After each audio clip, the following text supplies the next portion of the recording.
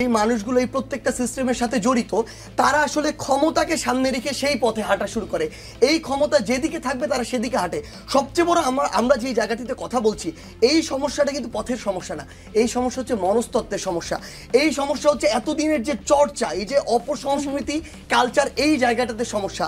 আমরা আমাদের জায়গা থেকে যখন দেখছি গাজীপুরে এরকম একটি নৃশংসতা হয়েছে, আমাদের অবশ্যই দেখুন, আমরা বৈষম্য বিরোধী ছাত্র আন্দোলন এই অভ্যুত্থানের সামনের সারিতে থেকে অভ্যুত্থানের নেতৃত্ব দিয়েছে। আমাদের জায়গা থেকে মনে হয়েছে যখন একটি অন্তর্বর্তীকালীন সরকার এসেছে, সেই অন্তর্বর্তীকালীন সরকারকে তার কাজটি করতে দেওয়া উচিত।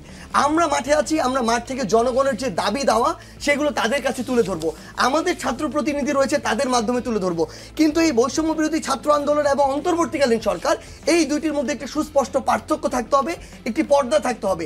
সেই জায়গা থেকে আমরা সব সময় সরকারকে তার যে স্বাধীনতা, সেই স্বাধীনতার জায়গায় রেখে আমরা তাদেরকে কাজ করতে দিয়েছি। কিন্তু এই যে 6 মাস, আমাদের কাছে মনে হয়েছে যখন অন্তর্বর্তীকালীন সরকার কাজ করা শুরু করেছে, ওই টাইমে এরকম একটা ফ্যাসিস্ট রেজিমকে ভাঙতে হয়েছে, ভেঙে সেখান থেকে ছোট থেকে ধীরে ধীরে বড় হতে হয়েছে, স্টেবল হতে হয়েছে এই অন্তর্বর্তীকালীন সরকারকে। সেই জায়গায় আমরা কিন্তু এই সময়টা আমাদের জায়গা থেকে দেওয়ার চেষ্টা করেছি। কিন্তু আমরা এখন 6 মাস ধরে দাঁড়িয়ে মনে করছি, শেষ করি যে সরকারের কিংবা এই বিভিন্ন মন্ত্রণালয়ের তাদের যে সুপ্তাবস্থা, এই সুপ্তাবস্থা শেষ।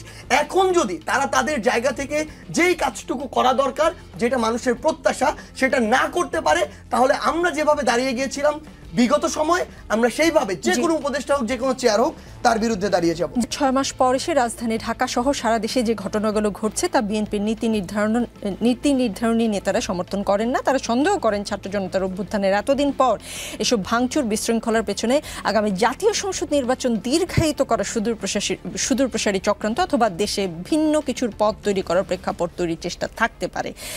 মানে কেন এটা হয়েছে? শুক্রবারে যে গুলশানে বিএনপির চেয়ারপারসনের কার্যালয়ে স্থায়ী কমিটির সভায় নীতি নির্ধারণী নেতারা ধানমন্ডি 32 নম্বর সহ বিভিন্ন স্থানে ভাঙচুরের ঘটনা, সংস্কার কমিশনগুলোর প্রতিবেদন সহ চলমান পরিস্থিতি নিয়ে আলোচনা করেন। তখন তারা এগুলো বলেন। কেন মনে হচ্ছে যে এটা নির্বাচন দীর্ঘায়িত করার চক্রান্ত?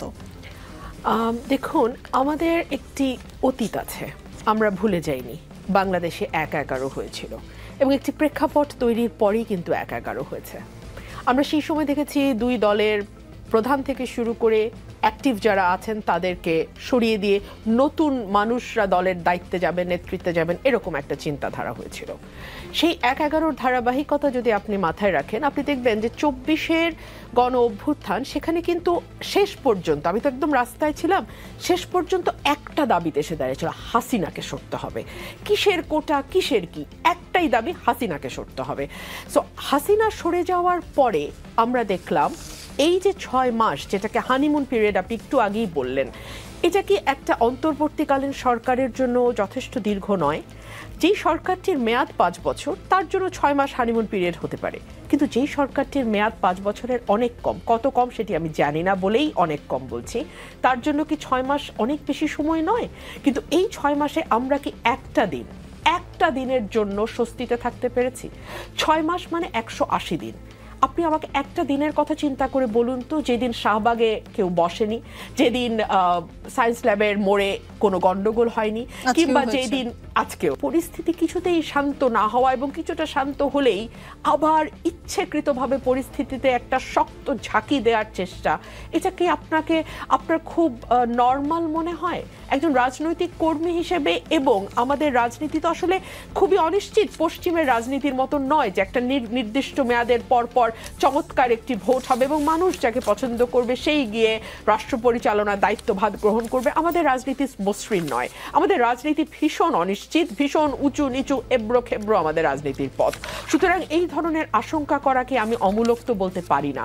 আপনি দেখুন, শেখ হাসিনার বক্তব্য নিয়ে সরকার কিন্তু বেশ শক্তভাবে ভারতকে জানিয়েছিল যে উনি ভারতে থাকতে পারেন, কিন্তু ভারতে বসে উনি বাংলাদেশে অস্থিতিশীল হয় এমন কোনো কথা বলতে পারবেন। আগের রাতে, মানে আগের রাত তো ঠিক না, রাত সন্ধ্যা 7টা থেকেই 32 নম্বর ভাঙা শুরু হয়েছে, রাত 9টার দিকে উনি বক্তব্য দিয়েছেন এবং সেই বক্তব্য যথেষ্ট উস্কানিমূলক বক্তব্য। এবং তারপরে আমরা দেখলাম 2 দিন ধরে টানা ভাঙচুর হলো, বিভিন্ন জেলায় আওয়ামী লীগের নেতাদের বাড়িঘরে লুটপাট হলো, হামলা হলো, ভাঙচুর হলো, আগুন দেয়া হলো এবং একটা সিস্টেম্যাটিক প্যাটার্ন আমরা লক্ষ্য করলাম। এবং যেটা সবচেয়ে অ্যালার্মিং নিকোল, যেটা আমি একটু আগে বলছিলাম, সরকার বিবৃতি দিয়ে তার দায়টা সারলো।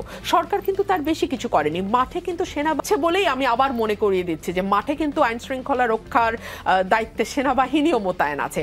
এইরকম অবস্থায় যখন আইন শৃঙ্খলা কিছুতেই রক্ষা করা যায় না অবস্থা তৈরি হয় বা কোনো কোনো মহল তৈরি করে, তখন এটা তো ভাবাটা খুব অমূলক হবে কি যে আর কোনো কিছু আহ্বান করবার চেষ্টা কেউ কেউ হয়তো বা করছেন ভেতর এরকম থেকে। কোনো কথাই আমেরিকার প্রেয়ার ব্রেকফাস্টে জয়েন করে এসে আজকে এয়ারপোর্টে নেমে যেটা বলেছেন যে বাংলাদেশের ছাত্র জনতা ফ্যাসিস্ট হাসিনা সরকারের উৎখাতের মধ্য দিয়ে অভ্যুত্থানে সফলতা অর্জন করেছে, কিন্তু আজকে দুর্ভাগ্যজনকভাবে আমরা যেন শেখ হাসিনার পাতা ফাঁদে পা না দিই।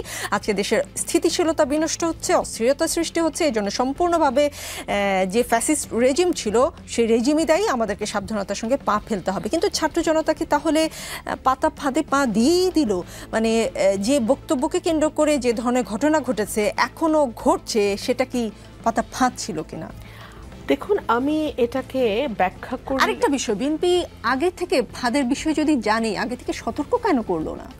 আমি আপনাকে একটু যদি ওনার বক্তব্যের যে অর্থটা আমার কাছে পরিষ্কার হয়েছে সেটা আমি বলি। ধরুন, এই সময়টা যদি নির্বাচন না হয়ে নির্বাচনটা কোনো কারণে আরো 1 বছর 2 বছর 1.5 বছর পিছিয়ে যায়, সবচেয়ে বেশি লাভবান কারা হবে? সবচেয়ে বেশি লাভবান হবে আওয়ামী লীগ।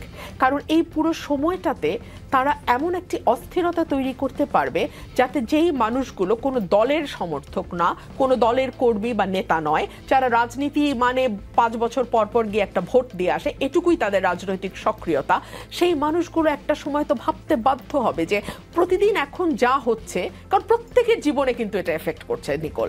এখন এই এফেক্টে সাধারণ মানুষ যদি বিরক্ত হয় এবং মনে করে ধুর হাসিনার সময় তো খুব একটা মানে এরকম অবস্থা করতে হয় নাই, হ্যাঁ, তো তাহলে কি তাকে আপনি খুব বেশি দোষ দিতে পারেন? এবং এই যে উফ শব্দটা, এই উফ শব্দটার মাইলেজ কিন্তু আর কোনো দল পাবে না, এটা ডাইরেক্টলি আওয়ামী লীগের ঘরে যাবে।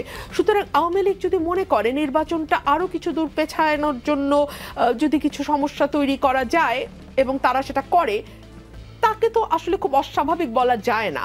আর আওয়ামী লীগ এমন একটি দল যেই দলটি 91 সালে যখন বিএনপি ক্ষমতায় আসে তখন শেখ হাসিনা নিজে বলেছিলেন আমি একদিনও শান্তিতে থাকতে দেব না, এবং মাশাআল্লাহ উনি বিএনপিকে একদিনও শান্তিতে থাকতে দেননি।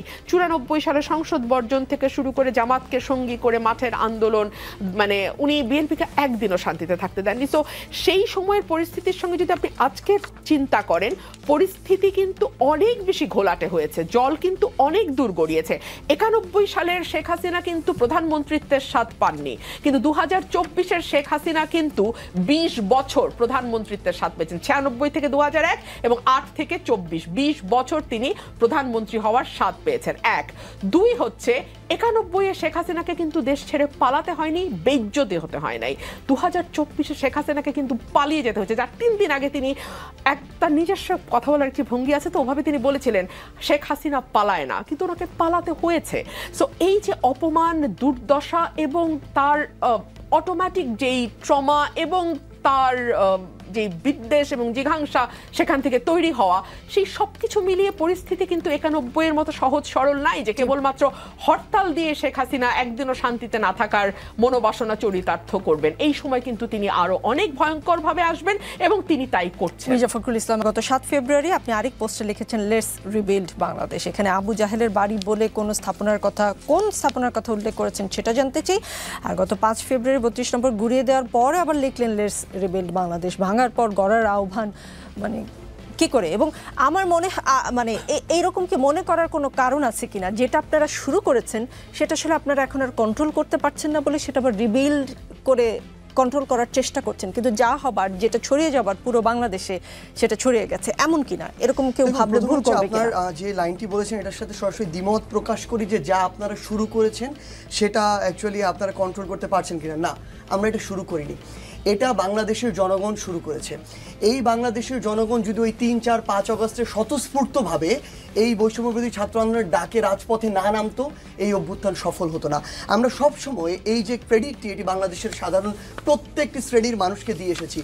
আমরা আমাদের জায়গা থেকে মনে করি এই যে 24-এ যে অভ্যুত্থান হয়েছে, এই যে 32 নম্বরে যে ঘটনাটি হয়েছে, এটার জন্য একমাত্র এবং সবচেয়ে বেশি দায়ী হচ্ছে শেখ হাসিনা, খুনি শেখ হাসিনা। তিনি বিগত 16 বছরে তিনি যা কুকর্ম করেছেন, তার পরিবার, তার সাঙ্গপাঙ্গ, তার দোসররা যা করেছেন, সেই কারণেই এই যে 24-এর যে অভ্যুত্থান, সেই অভ্যুত্থান হয়েছে এবং তাকে এভাবে মুখে চুন কালি মেখে দেশ ছেড়ে পালাতে হয়েছে তার সকল কর্মী যারা ছিল সমর্থক, তাদেরকে একা করে দিয়ে।